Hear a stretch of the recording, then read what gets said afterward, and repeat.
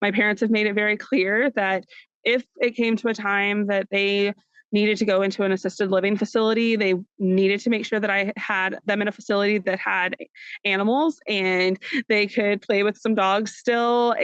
But there were certain things too of, you better please come check on me, because there's been too many times where we've seen someone that's been put into a facility and not had somebody there to advocate for them. Having family on the outside that's going to advocate for a family member that's in a assisted living facility is huge. Having someone that's going to say, ask about doctor's visits and ask about their healthcare protocols and different things like that. If they see something that's off, being able to speak up for their loved one that may not be able to speak up for themselves. Having those conversations now and early is definitely going to benefit in the long run, so you know what your family's wants and needs are.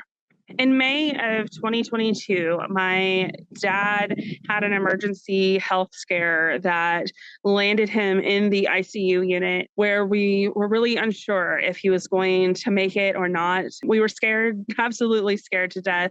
And in that time, had to make some very quick decisions when it came to ventilators and life support and what we needed to do. Prior to that, we had had some conversation, but not a lot of conversation. So it was very eye-opening for me to be able to say, I need to know in the future what you guys want. Praise God, my dad survived and he is well and he is healthy. But in that time, when he needed to be placed on a ventilator, we discussed our options with the doctors and all of the folks that were the medical team of what could be done. That was a difficult situation, definitely a difficult conversation. It's not one that I was ever hoping to have with my family. But once I did, and once I knew their stance and what they wanted, I feel confident in being able to move forward if we ever have those health concerns.